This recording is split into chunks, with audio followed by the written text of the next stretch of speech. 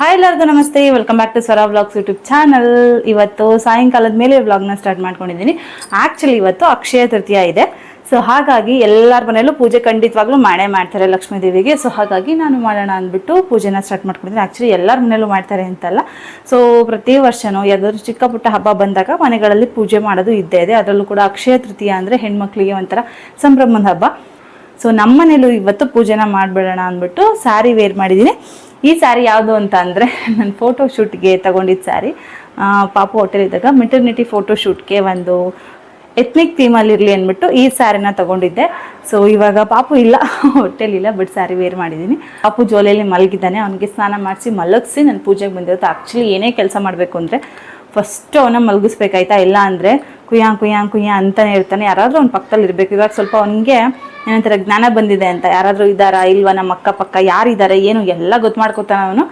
So ಅವ್ನು first ಮಲಗಿಸಿದ್ದೀನಿ ತೂಗಿ. So ನೆದಳೋ ವರ್ಷದಲ್ಲಿ ಪೂಜೆ ಎಲ್ಲ ಮುಗಿಸ್ಕೋಬೇಕು. ಆ್ಯಂಡ್ ಇವತ್ತಿನ ವಿಡಿಯೋದಲ್ಲಿ ಏನಪ್ಪ ಸ್ಪೆಷಲ್ ಅಂತ ಅಂದರೆ, ಈ ಅಕ್ಷಯ ತೃತೀಯ ದಿವಸ ತುಂಬ ಜನ ಹೆಣ್ಮಕ್ಳು ಒಂದು ಕುಡಿಕೆಯಲ್ಲಿ ಲಕ್ಷ್ಮೀ ದೇವಿಗೆ ಇಷ್ಟವಾಗಿರುವಂಥ ಅಚ್ಚುಮೆಚ್ಚಿನ ಪದಾರ್ಥಗಳನ್ನು ಹಾಕಿ ಒಂದು ಕುಡಿಕೆನ ಕಳಿಸಿದ ರೀತಿಯಲ್ಲಿ ಪ್ರತಿಷ್ಠಾಪನೆ ಮಾಡ್ತಾರೆ. ಸೊ ದೇವ್ರ ಮನೇಲಿ. ಸೊ ಅದನ್ನು ನಾನು ಮಾಡೋಣ ಅಂತ ಅಂದ್ಕೊಂಡು ಇದ್ದೀನಿ ಇವತ್ತು. ಸೊ ಅದಕ್ಕೇನೇನೆಲ್ಲ ಹಾಕ್ತೀನಿ, ಹೇಗೆ ಮಾಡೋದು, ಅದ್ರ ವಿಧಿವಿಧಾನಗಳೆಲ್ಲ ಹೇಗೆ ನಡ್ಸ್ಕೊಂಡು ಹೋಗೋದು ಅನ್ನೋದನ್ನು ನಾನು ಈ ಕಂಪ್ಲೀಟ್ ವಿಡಿಯೋ ನೋಡಿದ್ರೆ ಹೇಳ್ತೀನಿ, ಆಯಿತಾ. ಸೊ ಇನ್ನೊಂದೇನಪ್ಪ ಅಂತಂದರೆ, ಆ್ಯಂಡ್ ತುಂಬ ಜನ ಕೇಳ್ತಾ ಇದ್ರಿ ನಿಮ್ಮದು ಮೈಕ್ದು ಲಿಂಕ್ ಕೊಡಿ ಮೇಡಮ್ ಅಂತ. ಆಲ್ಮೋಸ್ಟ್ ನಾನು ಮೀಶೋ ವಿಡಿಯೋದಲ್ಲೇ ಮೈಕ್ ಲಿಂಕ್ ಹಾಕ್ಬಿಡೋಣ, ಮೈಕ್ ಬಗ್ಗೆ ಡೀಟೇಲ್ಸ್ ಕೊಟ್ಟು ಅಂತ ಅಂದ್ಕೊಂಡಿದ್ದೆ. ಬಟ್ ಆದರೆ ಮರ್ತೇ ಹೋಗ್ತಾ ಇತ್ತು ನನಗೆ. ಸ್ಟಿಲ್ ನಾನು ನಿನ್ನೆ ಮತ್ತೆ ಒಂದು ಕಮೆಂಟ್ ಓದಿದೆ, ಪ್ಲೀಸ್ ಮೈಕ್ ಲಿಂಕ್ ಕೊಡಿ ಅಂತ ಕೇಳ್ತಿರಲ್ಲ. ಸೊ ಯಾರಿಗೋ ಒಬ್ರಿಗೆ ಕೊಟ್ಬಿಟ್ರೆ ಮತ್ತೆ ತಿರ್ಗಾ ಇನ್ನೊಬ್ರು ಕೇಳ್ತಾರೆ. ಆದರೆ ಅದಕ್ಕಿಂತ ಬೆಟರ್ ಏನಂದರೆ ಒಂದು ವಿಡಿಯೋದಲ್ಲಿ ಹೇಳಿ ನಾನು ಡಿಸ್ಕ್ರಿಪ್ಷನಲ್ಲಿ ಹಾಕ್ಬಿಟ್ರೆ ಯಾರಿಗೆಲ್ಲ ಬೇಕೋ ಅವರೆಲ್ಲ ಯೂಸ್ ಮಾಡ್ಕೋತಾರೆ, ತಗೋತಾರೆ ಅಂತ ಅಂದ್ಬಿಟ್ಟು ಈ ವಿಡಿಯೋದಲ್ಲಿ ಹೇಳ್ತಾ ಇದ್ದೀನಿ.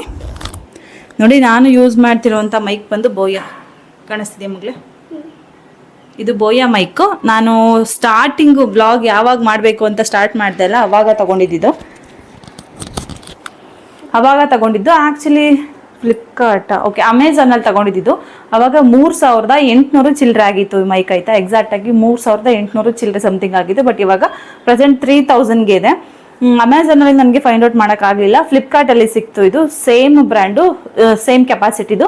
ಸೊ ಹಾಗಾಗ್ಬಿಟ್ಟು ಅದ್ರದ್ದು ನಾನು ಈ ಮೈಕ್ ಲಿಂಕ್ನ ಡಿಸ್ಕ್ರಿಪ್ಷನಲ್ಲಿ ಮೆನ್ಷನ್ ಮಾಡಿರ್ತೀನಿ. ಯಾರಿಗೆಲ್ಲ ವ್ಲಾಗರ್ಸ್ಗೆ ಮೈಕ್ ಬೇಕಾಗಿದೆ, ಸೊ ಚೆನ್ನಾಗಿ ತುಂಬಾ ಚೆನ್ನಾಗಿದೆ. ಮಿನಿಮಮ್ ಅಂದ್ರೂ ನಾನು ಇದನ್ನು ಚಾರ್ಜ್ ಮಾಡಿ ಡೈಲಿ ಒಂದೊಂದು ವಿಡಿಯೋ ಮಾಡ್ತೀನಿ, ಲೆಂತಿ ವ್ಲಾಗ್ಗೆ ಮಾಡ್ತೀನಿ ಅಂದರೂ ಕೂಡ 1 ವೀಕ್ ಬರುತ್ತೆ, ಆರಾಮ್ಸೆ 1 ವೀಕ್ ಬರುತ್ತೆ, ಆಯಿತಾ. ಚಾರ್ಜ್ ಹಾಕೋ ಜಾಸ್ತಿ ಚಾರ್ಜಿಂಗ್ ಕೆಪಾಸಿಟಿ ಇದೆ. ಆ್ಯಂಡ್ ಒನ್ಸ್ ನಿಮಗೆ ಚಾರ್ಜ್ ಅಂದರೆ ಡೌನ್ ಆಯಿತು ಅಂದರೆ ರೆಡ್ ಲೈಟ್ ತೋರಿಸುತ್ತೆ. ಸೊ ಅವಾಗ ನೀವು ಒಂದು 10 ಮಿನಿಟ್ಸ್ ಚಾರ್ಜ್ ಹಾಕಿದ್ರೆ ಸಾಕು, ಫುಲ್ ಚಾರ್ಜ್ ಆಗುತ್ತೆ ಮೈಕು. ಸೊ ಇದಕ್ಕೆ ಒಂದು ರಿಸೀವರ್ ಬರುತ್ತೆ. ಸೊ ರಿಸೀವರ್ನ ನಾವು ಫೋನಲ್ಲಿ ಪ್ಲಗ್ ಮಾಡಿಕೊಂಡು ಮೈಕ್ನ ಇಲ್ಲಿ ನಮ್ಮ ಹತ್ರ ಇಟ್ಕೊಂಡು ಮಾತಾಡಿದ್ರೆ ಸೊ ಚೆನ್ನಾಗಿ ಕ್ಲಿಯರಾಗಿ ವಾಯ್ಸ್ ಕೇಳಿಸುತ್ತೆ. ಏನೇ ಡಿಸ್ಟರ್ಬೆನ್ಸ್ ಇದ್ರೂ ಕೂಡ ಕ್ಲಿಯರಾಗಿ ವಾಯ್ಸ್ ಕೇಳಿಸುತ್ತೆ. ಸೊ ತುಂಬ ಚೆನ್ನಾಗಿದೆ. ಸೊ ಇದನ್ನು ತೊಗೊಳ್ಳಿ, ಬೇಕು ಅಂದರೆ ತಗೊಳ್ಳೇಬೇಕು ಅಂತೇನಿಲ್ಲ. ಕೆಲವೊಬ್ರು ಕೇಳಿದಾರೆ, ಹೌದು ವ್ಲಾಗರ್ಗೂ ನಮಗೆ ವ್ಲಾಗ್ ಮಾಡೋಕ್ಕೆ ಮೈಕ್ ಬೇಕು, ಯಾವ್ದು ಯೂಸ್ ಮಾಡ್ತೀರಾ ಹೇಳಿ ಅಂತ. ಸೊ ಅದಕ್ಕೋಸ್ಕರ ಹೇಳಿದ್ದೀನಿ. ಸೊ ಇವಾಗ ಬನ್ನಿ ಇಲ್ಲಿ ತೋರಿಸ್ತೀನಿ. ಇದು ನಮ್ಮನೆ ಪೂಜೆ ರೂಮು. ಆಲ್ರೆಡಿ ಪೂಜೆಗೆ ಎಲ್ಲನೂ ರೆಡಿ ಮಾಡಿದ್ದೀನಿ.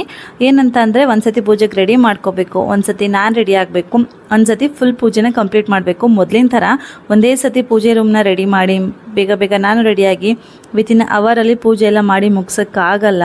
ಪೂಜೆ ರೂಮ್ನ ರೆಡಿ ಮಾಡಿಬಿಟ್ಟು ನಾನು ದೇವ್ರ ಫೋಟೋನೆಲ್ಲ ಆಲ್ಮೋಸ್ಟ್ 1.5 ಗಂಟೆ ಮೇಲಾಯಿತು. ಇವಾಗ ಪೂಜೆ ಮಾಡೋಣ ಅಂತ ಅಂದ್ಬಿಟ್ಟು ಹೊಸಲೆಲ್ಲ ತೊಳೆದು ಇಲ್ಲೂ ಕೂಡ ಕುಬೇರ ರಂಗೋಲಿ ಎಲ್ಲ ಹಾಕ್ಕೊಂಡು ರೆಡಿ ಮಾಡಿದ್ದೀನಿ. ಸ್ಟಿಲ್ ನನ್ನ ಮಗನ ಮನಗಿಸೋದು ತುಂಬಾ ಟೈಮ್ ಆಯಿತು. ಏನಂತ ಅಂದರೆ, ಮನೇಲಿ ಯಾರಾದರೂ ಒಬ್ಬರಾದರೂ ಮಗುನ ನೋಡ್ಕೊಳ್ಳೋರಿದ್ರೆ ನಮ್ಮ ಕೆಲಸಗಳು ಬೇಗ ಆಗುತ್ತೆ. ಆ್ಯಂಡ್ ನಾವು ಕೂಡ ಫ್ರೀಯಾಗಿ ನಮಗೆ ಏನೆಲ್ಲ ಬೇಕು ಅದನ್ನು ಮಾಡ್ಕೋಬೋದು. ಬಟ್ ನಾನೇ ಮಗುನ ನೋಡ್ಕೋಬೇಕು, ಪಿಕ್ಕುಮ್ಮನ ನೋಡ್ಕೋಬೇಕು, ಮನೆ ಅಡುಗೆ ಕೆಲಸ ವಿಡಿಯೋ ಅಂತ ಎಲ್ಲ ಬಂದಾಗ ತುಂಬ ಪ್ರಾಬ್ಲಮ್ ಆಗುತ್ತೆ. ಇನ್ನೊಂದು ಮೇನ್ ವಿಷಯ ಏನಪ್ಪ ಅಂತಂದರೆ, ಇವತ್ತು ನಮ್ಮ ಮನೆಯವರು ಮನೇಲಿಲ್ಲ. ಬೆಳಗ್ಗೆ ಬಂದಿದ್ದ ತಕ್ಷಣವೇ ಡ್ಯೂಟಿ ಮುಗಿಸ್ಕೊಂಡು ಬಂದರು, ನೈಟ್ ಡ್ಯೂಟಿನ. ಪೂಜೆಗೆ ಏನೆಲ್ಲ ಬೇಕೋ ಅದೆಲ್ಲ ಐಟಮ್ಸ್ನ ತಗೊಂಡು ಬಂದು ಮನೆಗೆ ಕೊಟ್ಟು ಹೋಗೇಬಿಟ್ರು. 1 ಅವರ್ ಕೂಡ ಇರಲಿಲ್ಲ. ಇವಾಗ ಏನು ನೀವು ಈ ವ್ಲಾಗ್ನ ಕಂಪ್ಲೀಟಾಗಿ ನೋಡ್ತಿರಲ್ಲ, ಇದು ಎಲ್ಲನೂ ಕೂಡ ರೆಕಾರ್ಡ್ ಮಾಡಿದ್ದು ಪೆಕ್ಕುಮ್ಮನೆ. ಇದರಲ್ಲಿ ಸಿಂಗಲ್ ಕ್ಲಿಪ್ಪಿಂಗಿಗೂ ಕೂಡ ನಾನು ಟ್ರೈಪೋಡ್ನ ಯೂಸ್ ಮಾಡಿಲ್ಲ. ಪ್ರತಿಯೊಂದು ವಿಡಿಯೋ ಕ್ಯಾಪ್ಚರ್ ಮಾಡಿದ್ದು ಪೆಕ್ಕುಮ್ಮ. ಅವಳು ಇಲ್ಲ ಅಂದರೆ ನಾನು ವೀಡಿಯೋನ ಮಾಡೋಕ್ಕಾಗ್ತಿರ್ಲಿಲ್ಲ. ಇವತ್ತು ತುಂಬಾ ಕಷ್ಟ ಆಗ್ತಿತ್ತು. ಕೆಲವೊಂದು ಸತಿ ವೀಡಿಯೋನ ಆಫ್ ಮಾಡಿ ನಾನು ಪೂಜೆ ಮುಗಿಸೋವರೆಗೂ ಕೂಡ ಪಾಪುನೆಲ್ಲ ತೂಕೊಂಡು ಮತ್ತೆ ಬಂದು ವೀಡಿಯೋನ ನೋಡ್ಕೊಳ್ಳೋಳು, ಅಂದರೆ ರೆಕಾರ್ಡ್ ಮಾಡೋಳು. ಅವಳನ್ನ ನೋಡಿದ್ರೆ ನನಗೊಂದ್ಸತಿ ನಿಜವಾಗ್ಲೂ 6 ವರ್ಷದ ಮಗಳ ನನಗೆ ಅನಿಸುತ್ತೆ. ತುಂಬಾ ಮೆಚೋರ್ಡ್ ಬುದ್ಧಿ ಇದೆ. ಸೊ ನಾನು ಹೇಳೋಕ್ಕೂ ಮುಂಚೆನೇ ಮಮ್ಮಿ 1 ನಿಮಿಷ ಇರಿ, ಪಾಪ ಎದ್ಬಿಟ್ಟ ತೋಗ್ಬಿಟ್ಟು ಬಂದ್ಬಿಡ್ತೀನಿ ಆಮೇಲೆ ಕಂಟಿನ್ಯೂ ಮಾಡಿ ಅಂತ ಹೇಳಿಬಿಟ್ಟು ಮೊಬೈಲ್ನಲ್ಲಿ ಇಟ್ಬಿಟ್ಟು ಹೋಗ್ತಾಳೆ. ಆ್ಯಂಡ್ ಅವಳ ಹೈಟ್ಗೆ ನಾನು ಹೈಟ್ ಬರಲ್ಲ, ವಿಡಿಯೋ ಚೆನ್ನಾಗಿ ಬರಲ್ಲ ಅಂತ ಚೇರ್ ಮೇಲೆ ನಿಂತ್ಕೊಂಡು ವಿಡಿಯೋ ಮಾಡ್ತಾಳೆ. ಅಷ್ಟು ತಲೆ ಇದೆ ಅವಳಿಗೆ. ಇದನ್ನೆಲ್ಲ ಹೇಳ್ಕೊಳ್ದಾಗ ನಂಗೆ ಒಂಥರ ಖುಷಿ, ಏನೋ ಒಂಥರ ಗೊತ್ತಿಲ್ಲ. ಸೊ ಇವಾಗ ಪೂಜೆ ಮಾಡ್ಕೋತಾ ಇದ್ದೀನಿ. ಮೊದಲಿಗೆ ನಾನು ಮನೆ ದೇವ್ರಿಗೆ ಮತ್ತು ಗಣಪತಿಗೆ ನೈವೇದ್ಯನ ಇಟ್ಟು ಒಂದು ಗ್ಲಾಸ್ ನೀರನ್ನ ಇಟ್ಟು ಪೂರ್ತಿ ಪೂಜೆ ಮಾಡ್ಕೋತಾ ಇದ್ದೀನಿ. ಇನ್ನು ನಾನು ಅಕ್ಷಯ ಕುಂಡನ ಮನೆಯಲ್ಲಿ ಪ್ರತಿಷ್ಠಾಪನೆ ಮಾಡಿಲ್ಲ. ಮೊದಲಿಗೆ ಪೂಜೆ ಎಲ್ಲ ಮುಗಿಸ್ಕೊಂಡು ಆದಮೇಲೆ ಅದನ್ನು ಪ್ರತಿಷ್ಠಾಪನೆ ಮಾಡೋದಕ್ಕೆ ಕೂತ್ಕೊಳ್ಳೋಣ ಅಂತ ಅಂದ್ಬಿಟ್ಟು ಪೂಜೆ ಮಾಡ್ತೀನಿ. ಆ್ಯಕ್ಚುಲಿ ನನಗೆ ಈ ವಿಧಾನದ ಪೂಜೆ ಎಲ್ಲ ಗೊತ್ತಿಲ್ಲ, ನಾನು ಯಾವ ವರ್ಷನೂ ಕೂಡ ಮಾಡಿಲ್ಲ. ಅಕ್ಷಯ ತೃತೀಯದಂತೂ ನಾನು ಪ್ರತಿ ವರ್ಷ ಏನಾದರೂ ಗೋಲ್ಡ್ ಅಥವಾ ಸಿಲ್ವರ್ ಪರ್ಚೇಸ್ ಮಾಡ್ತಿದ್ದೆ ಬಿಟ್ಟರೆ ಈ ರೀತಿ ಪೂಜೆ ಎಲ್ಲ ಮಾಡಿಲ್ಲ ನಾನು. ಬಟ್ ಈ ವರ್ಷ ಯಾಕಪ್ಪ ಮಾಡ್ತಿದ್ದೀರಾ ಅಂತ ಕೇಳ್ಬೋದು. ಕೆಲವೊಬ್ಬರು ಜೊತೆಗಾರ ಇರ್ತಾರಲ್ಲ, ಅಂದರೆ ನನ್ನ ಫ್ರೆಂಡ್ಸ್ ಆಗಿರ್ಬೋದು, ಗೊತ್ತಿರೋರಾಗಿರ್ಬೋದು, ಈ ರೀತಿ ಪೂಜೆ ಮಾಡು ಒಳ್ಳೇದಾಗತ್ತೆ ಮನೆಗೆ, ಹಾಗೆ ಹೀಗೆ ಅಂತ ಕೇಳ್ತೀವಿ. ಏನೋ ಒಂದು ಕೆಟ್ಟದ್ದನ್ನು ನಾವು ಕೇಳದೆ ಇರ್ತೀವೋ ಇಲ್ವೋ ಗೊತ್ತಿಲ್ಲ, ಬಟ್ ಆದರೆ ಒಳ್ಳೆಯದನ್ನು ಯಾರಾದರೂ ಹೇಳಿದಾಗ ಕೇಳಬೇಕಾಗತ್ತೆ. ಸೊ ನೋಡೋಣ, ನಾನು ಟ್ರೈ ಮಾಡಿ ಪೂಜೆನೇ ಅಲ್ವಾ ಮಾಡೋಕ್ಕೆ ಹೇಳ್ತಿರೋದು ಅಂತ ಹೇಳ್ಬಿಟ್ಟು ನಾನು ಈ ವರ್ಷನೇ ಈ ಪೂಜೆನೇ ಮಾಡೋಣ ಅಂದ್ಬಿಟ್ಟು ಮಾಡ್ಕೋತಾ ಇರೋದು. ಅವ್ರು ಹೇಳೋದನ್ನೆಲ್ಲ ನಾನು ಒಂದು ಲೀಸ್ಟ್ ಮಾಡ್ಕೊಂಡಿದ್ದೆ. ನನ್ನ ಹಸ್ಬೆಂಡ್ ಬೆಳಗ್ಗೆ ಬಂದಾಗ ಆ ಲಿಸ್ಟನ್ನೆಲ್ಲ ಕೊಟ್ಟು ಏನೇನೆಲ್ಲ ಪೂಜಾ ಐಟಮ್ಸ್ ಬೇಕು ಎಲ್ಲನೂ ತರಿಸಿ ಇಟ್ಕೊಂಡಿದ್ದೆ. ಆ್ಯಂಡ್ ಒಂದ್ಸಲಿ ಕನ್ಫರ್ಮೇಷನ್ಗೆ ಅವ್ರಿಗೆ ಫೋಟೋ ಎಲ್ಲ ಕ್ಲಿಕ್ ಮಾಡಿ ಕಳಿಸಿ ಇದೆಲ್ಲ ಸರಿಗಿದೆಯಾ ಅಂತ ಕೇಳಿಕೊಂಡು ಅದಾದಮೇಲೆ ಎಲ್ಲ ಸರಿಗಿದೆ ಅಂತ ಹೇಳಿದ್ಮೇಲೆ ನಾನು ಪೂಜೆನ ಹೆಂಗೆ ಸ್ಟಾರ್ಟ್ ಮಾಡಬೇಕು ಏನೋ ಎಲ್ಲ ಕೇಳಿಕೊಂಡೆ. ಸೊ ಹಾಗೆ ಸ್ಟಾರ್ಟ್ ಮಾಡ್ತಾ ಇದ್ದೀನಿ. ಮೊದಲಿಗೆ ಒಂದು ಮೀಡಿಯಮ್ ಸೈಜ್ ಮಣ್ಣಿನ ಕುಂಡನ ತರಿಸ್ಕೊಂಡಿದ್ದೀನಿ ನಾನು. ಇದನ್ನು ಮಣ್ಣಿನ ಕುಡಿಕೆ ಅಂತ ಕೂಡ ಹೇಳ್ಬೋದು. ಸೊ ಇದನ್ನು ಬೆಳಗ್ಗೆನೇ ತೊಗೊಂಡು ಬಂದು ಕೊಟ್ಟಿದ್ರು. ಅದನ್ನು ಆವಾಗಲೇ ಅದ್ರ ತುಂಬ ನೀರು ತುಂಬಿಟ್ಟು ಅದು ಮುಳುಗಬೇಕು. ಸೊ ಹಾಗೆ ನೆನೆ ಹಾಕಿದ್ದೆ. ಆವಾಗ ಅದೇನಾದರೂ ಒಡೆದಿದ್ರೆ ಬಿರುಕು ಬಿಟ್ಟಿದ್ರೆ ಗೊತ್ತಾಗುತ್ತೆ ನಮಗೆ. ಸೊ ಅದಾದಮೇಲೆ ಇದೆಲ್ಲ ಹೊಸದಾಗಿ ತೊಗೊಂಡು ಬಂದಿರೋದು ಅರಿಶಿನ ಕೊಂಬು, ಅರಿಶಿನ ಕುಂಕುಮ, ಏಲಕ್ಕಿ, ಜೊತೆಗೆ ಶ್ರೀಫಲ. ನನಗೆ ಪೂರ್ಣ ಫಲ ಸಿಕ್ಕಿಲ್ಲ ಅಂತ ಹೇಳಿದ್ರು. ಸೊ ಹಾಗಾಗಿ ಅದನ್ನು ತಗೊಂಡು ಬಂದಿಲ್ಲ. ಬಟ್ಲು ಅಡಿಕೆ, 1 kg ಕಲ್ಲುಪ್ಪಿನ ಪ್ಯಾಕೆಟೇ ಬರೋದು ಕಲ್ಲುಪ್ಪು. ಸೊ ಅದನ್ನೇ ತರಿಸ್ಕೊಂಡಿದ್ದೀನಿ. ನೆಕ್ಸ್ಟು ಅದಾದಮೇಲೆ ಈ ಒಂದು ಪ್ಯಾಕೆಟಲ್ಲಿ 3 ಐಟಮ್ಸ್ ಇದೆ. ಇದರಲ್ಲಿ ಗುಲಗಂಜಿ, ಕಮಲದ ಬೀಜ, ಗೋಮತಿ ಚಕ್ರ 3 ಕೂಡ ಇದೆ. ಮತ್ತು ಒಂದು ಕೆಂಪು ಮಡಿ ವಸ್ತ್ರ ತರಿಸ್ಕೊಂಡಿದ್ದೀನಿ. ಇದ್ರ ಜೊತೆಗೆ ಒಂದು ಸ್ವಲ್ಪ ಚಿನ್ನದು ಏನಾದರೂ ತುಂಡು ಅಥವಾ ಬೆಳ್ಳಿ ತುಂಡು 2 ಇದ್ರೂ ಓಕೆ, 2ರಲ್ಲಿ ಯಾವುದಾದ್ರೂ ಒಂದು ಇದ್ರೂ ಓಕೆ. ದೊಡ್ಡದೆಲ್ಲ ಹಾಕಿದ್ರೆ ಕುಂಡದಲ್ಲಿ ಹಿಡಿಯಲ್ಲ ಅಂದ್ಬಿಟ್ಟು ಚಿಕ್ಕದ ಚೂರುಗಳನ್ನ ತಗೋಬೇಕು. ಜೊತೆಗೆ ಪಂಚಲೋಹದ ಕಾಯಿನ ತಗೊಂಡಿದ್ದೀನಿ ನಾನು, 5 ರೂಪಾಯಿದು. ಈ ಬಟ್ಲಲ್ಲಿ ಪೂರ್ತಿ ಪಂಚಲೋಹದ ಕಾಯಿನ್ಗಳನ್ನ ಇಟ್ಟು ನಾನು ದೇವ್ರ ಮನೆಯಲ್ಲಿ ಪ್ರತಿನಿತ್ಯ ಪೂಜೆ ಮಾಡ್ತೀನಿ. ಅದರಲ್ಲಿ ಒಂದನ್ನು ತಗೊಂಡಿದ್ದೀನಿ. ಇನ್ ಕೇಸ್ ಆ ಥರದ್ದು ಸಿಕ್ಕಿಲ್ಲ ಅಂತಂದ್ರೂ ಕೂಡ ನೀವು ಈ ಥರದ್ದು ಯಾವುದಾದ್ರೂ ಸಿಗುತ್ತಲ್ಲ ತಗೋಬೋದು. ಅಥವಾ 21 ರೂಪಾಯಿನ ನಾವು ಕುಂಡದಲ್ಲಿ ಹಾಕ್ತೀವಿ ಅಂದರೆ ಈ ಥರದನ್ನ ತೊಗೊಂಡು ಹಾಕ್ಬೋದು. ನಾನಿಲ್ಲಿ 101 ರೂಪಾಯಿನ ಕುಂಡದಲ್ಲಿ ಹಾಕೋಣ ಅಂದ್ಬಿಟ್ಟು ಎತ್ತಿಟ್ಕೊಂಡಿದ್ದೀನಿ. 21, 11, 101 ಎಷ್ಟಾದರೂ ಹಾಕ್ಬೋದು ನಾವು. ಮೊದಲಿಗೆ ನಾನಿಲ್ಲಿ ನಾನು ಕೂತ್ಕೊಳ್ಳೋ ಜಾಗ ಎಲ್ಲ ನೀಟಾಗಿ ಒರೆಸ್ಕೊಂಡ್ಬಿಟ್ಟು ಅದಾದಮೇಲೆ ಈ ಮನೆನ ಮೊದಲೇ ವಾಶ್ ಮಾಡಿ ಬಿಸಿಲಲ್ಲಿ ಒಣಗಿಸಿ ಎತ್ತಿಟ್ಕೊಂಡಿದ್ದೆ. ಇದನ್ನು ಯೂಸ್ ಮಾಡಿದ್ವಿ ಅಂದ್ಬಿಟ್ಟು. ಸೊ ಮತ್ತೆ ನೀರನ್ನ ಪ್ರೋಕ್ಷಣೆ ಮಾಡಿಕೊಂಡು ನೀಟಾಗಿ ದೇವ್ರನ್ನ ಒರೆಸ್ತೀವಲ್ಲ ಬಟ್ಟೆ, ಆ ಬಟ್ಟೆಯಲ್ಲಿ ಒರೆಸ್ಕೊಳ್ತಾ ಇದ್ದೀನಿ. ನಿಮ್ಮ ಮನೆಗಳಲ್ಲಿ ಈ ರೀತಿ ಮಣೆ ಅಥವಾ ಪೀಠ ಇತ್ತು ಅಂತ ಅಂದರೆ ನೀವು ಒರೆಸ್ಕೊಂಡು ಮಾಡ್ಬೋದು. ಇಲ್ಲ ಆ ಥರದ್ದು ಏನೂ ಇಲ್ಲ ಅಂತಂದರೆ ನೀವು ಯಾವುದಾದ್ರೂ ತಟ್ಟೆಲಾರು ಇಟ್ಕೊಂಡು ಮಾಡ್ಬೋದು. ನಮ್ಮ ಮನೇಲಿ ಇತ್ತು ಅಂದ್ಬಿಟ್ಟು ನಾನು ತೊಗೊಂಡಿದ್ದೀನಿ. ಇನ್ ಕೇಸ್ ಇದ್ದು ನೀವೇನಾದರೂ ಯೂಸ್ ಮಾಡ್ಕೊಂಡಿದ್ರಿ ಅನ್ನೋ ಥರ ಏನಾದರೂ ಇದ್ದರೆ ಅದಕ್ಕೆ ಸ್ವಲ್ಪ ಗಂಜಲೆಲ್ಲ ಪ್ರೋಕ್ಷಣೆ ಮಾಡಿ ತೊಳೆದ್ಬಿಟ್ಟು ಅದ್ರ ಮೇಲೆ ನಾವು ಕುಂಡ ಪ್ರತಿಷ್ಠಾಪನೆ ಮಾಡ್ಬೋದು. ಅದಾದಮೇಲೆ ನಾನಿಲ್ಲಿ ಕುಬೇರ ರಂಗೋಲಿನ ಹಾಕೋತಾ ಇದ್ದೀನಿ. ಆ್ಯಕ್ಚುಲಿ ಈ ರಂಗೋಲಿ ನನಗೆ ಗೊತ್ತಿಲ್ಲ. ರಂಗೋಲಿನೇ ಗೊತ್ತಿಲ್ಲ ನನಗೆ ಹಾಕೋಕ್ಕೆ. ಜಸ್ಟ್ ವಿಡಿಯೋದಲ್ಲಿ ನೋಡು ಅಥವಾ ಫೋಟೋ ಸಿಗುತ್ತೆ ಆ ರೀತಿ ಹಾಕು ಅಂತ ಹೇಳಿದರು. ಸೊ ಹಾಗಾಗಿ ಟ್ರೈ ಮಾಡೋಣ ಅಂದ್ಬಿಟ್ಟು ಹಾಕೋತಿದ್ದೀನಿ. ಆಲ್ರೆಡಿ ನಾನು ಹೊಸ್ಲ ಹತ್ರ ಹಾಕಿದ್ದೆ, ಅದು ಚೆನ್ನಾಗಿ ಬಂದಿತ್ತು, ಸ್ವಲ್ಪ ದೊಡ್ಡದಾಗಿ. ಇದು ಪುಟ್ಟದಾಗಿ ಹಾಕೊಳ್ಳೋಣ ಅಂತ ಹೋದೆ, ಸ್ವಲ್ಪ ಜಾಗ ಇಕ್ಕಟ್ಟಾಗಿರೋ ಥರ ಬಂತು ಅಷ್ಟೇ. ಬಟ್ ಆದರೂ ಕುಬೇರ ರಂಗೋಲಿ ಹಾಕೋಬೇಕು, ಅದಕ್ಕಾಗಿ ಹಾಕ್ಕೊಂಡಿದ್ದೀನಿ. ನಾನು ಈ ರಂಗೋಲಿನ ದೇವ್ರ ಮನೆಗೆ ಸಪ್ರೇಟಾಗಿ ಬಿಡೋದಕ್ಕೆ ಅಂತಲೇ ಎತ್ತಿಟ್ಕೊಂಡಿದ್ದೀನಿ. ಸೊ ಆ ಬಟ್ಲಲ್ಲಿ ನಾನು ಇದನ್ನು ಹಾಕೋತಾ ಇರೋದು ರಂಗೋಲಿನ. ಅದನ್ನೆಲ್ಲ ಹಾಕ್ಕೊಂಡಾದ್ಮೇಲೆ ಮಧ್ಯಭಾಗಕ್ಕೆ ಸ್ವಲ್ಪ ಅರಿಶಿನ ಮತ್ತು ಕುಂಕುಮನ ಇಟ್ಕೊಂಡಿದ್ದೀನಿ. ಈ ಪೂಜೆನ ಮಾಡಬೇಕಾದ್ರೆ ಸ್ವಲ್ಪ ಕಸಿಬಿಸಿ ಅಂತ ಅನಿಸುತ್ತೆ. ಬಿಕಾಸ್ ನಮಗೆ ಗೊತ್ತಿಲ್ಲದೆ ಇರೋದು, ಹೊಸದಾಗಿ ಮಾಡ್ತಾ ಇರೋದು. ಯಾರಾದರೂ ಒಬ್ಬರು ಮುಂದೆ ನಿಂತ್ಕೊಂಡು ಹೇಳಿದಾಗ ಸರಿ ಓಕೆ ಅಂತ ನೋಡೋದಕ್ಕೂ ಯಾವಾಗಲೂ ಒಂದ್ಸತಿ ಕೇಳಿಕೊಂಡು ಹೀಗೆ ಮಾಡ್ಬೋದಾ, ಆಯಿತು ಮಾಡಿ ನೋಡ್ತೀನಿ ಅಂತ ಹೇಳೋದಕ್ಕೂ ತುಂಬಾ ವ್ಯತ್ಯಾಸ ಇದೆ. ಸೊ ಹಾಗಾಗಿ ಸ್ವಲ್ಪ ನಿಧಾನವಾಗಿ ಏನೂ ಮಿಸ್ ಆಗಬಾರ್ದು ಅಂದ್ಬಿಟ್ಟು ಮಾಡ್ಕೋತಾ ಇದ್ದೀನಿ. ಇದು ಕೆಂಪು ವಸ್ತ್ರ, ನಮಗೆ ಎಷ್ಟು ಬೇಕೋ ಅಷ್ಟು ಮೀಟರ್ನ ನಾವು ಕಟ್ ಮಾಡಿಸ್ಕೊಂಬರ್ಬೋದು. ಅಥವಾ ಕೆಂಪು ಬ್ಲೌಸ್ ಪೀಸ್ ಬರುತ್ತಲ್ಲ ಅದನ್ನಾದರೂ ತೊಗೋಬೋದು. ಸೊ ನಾನಿಲ್ಲಿ ಒಂದು ಮಣೆ ಅಷ್ಟಗಲ ಕಟ್ ಮಾಡಿಕೊಂಡು ಎತ್ತಿಟ್ಕೊಂಡಿದ್ದೀನಿ. ಸೊ ಅದನ್ನು ಕರೆಕ್ಟಾಗಿ ಇಟ್ಕೋಬೇಕು ವಸ್ತ್ರನ. ಬೇರೆ ಕಲರ್ದು ಬಳಸ್ಬೋದಾ ಅಂತ ಕೇಳ್ಬೋದು. ಹೌದು ಬಳಸ್ಬೋದು. ಕೆಂಪು ಮತ್ತು ಹಳದಿ ವಸ್ತ್ರಗಳನ್ನ ಬಳಸ್ಬೋದು. ಇದು ಅಕ್ಕಿ ಹೊಸದಾಗಿ ಮನೆಗೆ ಅಕ್ಷಯ ತೃತೀಯದಂದು ಕೆಲವೊಂದು ಸಾಮಗ್ರಿಗಳನ್ನ ತಂದಿರ್ತೀವಿ, ಅದರಲ್ಲೂ ಅಕ್ಕಿ ಕೂಡ ಒಂದು ನಮ್ಮ ಮನೇಲೂ ಹೊಸದಾಗಿ ಅಕ್ಕಿನ ತಂದಿದ್ರು. ಆಲ್ರೆಡಿ ನಾವು ಡೈಲಿ ಯೂಸ್ಗೆ ಅಕ್ಕಿ ಇರೋದ್ರಿಂದ ಅವತ್ತು ಎಷ್ಟು ಬೇಕು ಅಷ್ಟು ಸ್ವಲ್ಪನಾದರೂ ತೊಗೊಬರ್ಬೇಕು ಅಂತ ಹೇಳ್ತಾರೆ. ಸೊ ಹಾಗಾಗಿ ತೊಗೊಂಬಂದಿದ್ರು. ಮೊದಲಿಗೆ ಒಂದು ಬಕ್ಸೆಯಷ್ಟು ಅಕ್ಕಿನ ಆ ಕೆಂಪು ಬಟ್ಟೆ ಮೇಲೆ ಹರಡ್ಕೋಬೇಕು. ಅದಾದಮೇಲೆ ನಾನಿಲ್ಲಿ ಒಂದು ಬಟ್ಲಿಗೆ ಅರಿಶಿನ ಮತ್ತು ಗಂಧದ ಪುಡಿನ ಹಾಕಿ ಮಿಕ್ಸ್ ಮಾಡ್ಕೊಂಡಿದ್ದೀನಿ. ಸೊ ಅದನ್ನು ಕುಂಡ ಏನು ನೆನೆಸಿಟ್ಟಿರೋದಿತ್ತಲ್ಲ ಅದಕ್ಕೆ ಪೂರ್ತಿ ಅರಿಶಿನ ಹಚ್ಕೋತಾ ಇದ್ದೀನಿ. ಒಂದು ಕಡೆನೂ ಮಿಸ್ ಮಾಡ್ದಂಗೆ ಪೂರ್ತಿಯಾಗಿ ಹಚ್ಕೋಬೇಕು. ಕುಂಡ ಒಣಗಿಬಿಟ್ರೆ ಇದು ಅಷ್ಟು ಚೆನ್ನಾಗಿ ಕಾಣಲ್ಲ. ಕುಂಡ ಹಸಿಯಾಗಿ ಇದ್ದಾಗಲೇ ಹಚ್ಕೊಂಡ್ರೆ ಚೆನ್ನಾಗಿ ಇಟ್ಕೊಳ್ಳುತ್ತೆ. ಅರಿಶಿನ ತುಂಬ ಚೆನ್ನಾಗಿ ಕಾಣುತ್ತೆ ಪೂಜೆ ಮಾಡುವಾಗಂತೂ. ನಾನು ಆಲ್ರೆಡಿ ಹೇಳ್ದಂಗೆ ನಾವು ಒಂದ್ಸತಿ ಕೇಳ್ಕೊಂಡು ಪೂಜೆ ಮಾಡುವಾಗ ಕೆಲವೊಂದು ಮಿಸ್ ಆಗುತ್ತೆ, ನಮಗೆ ಗೊತ್ತಾಗೋದಿಲ್ಲ.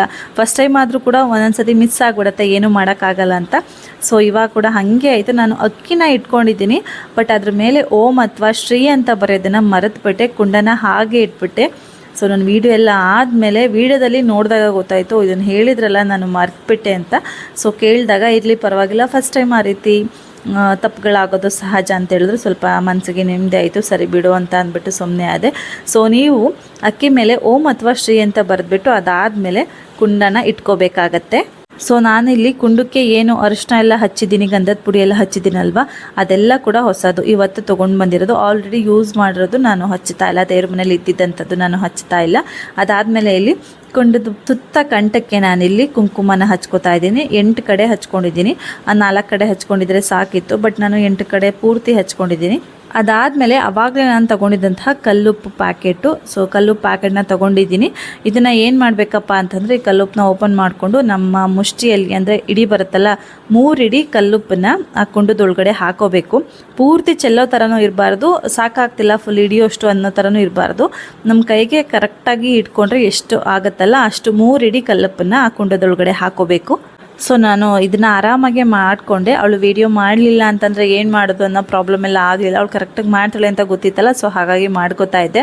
ಬಟ್ ಕೆಲವೊಂದು ಕಡೆ ಕೈನ ಶೇಕ್ ಮಾಡಿದಲ್ಲ, ಸೊ ವೀಡಿಯೋ ಕ್ಲಾರಿಟಿ ಇಲ್ಲ, ಸ್ವಲ್ಪ ಅಡ್ಜಸ್ಟ್ ಮಾಡ್ಕೊಳ್ಳಿ.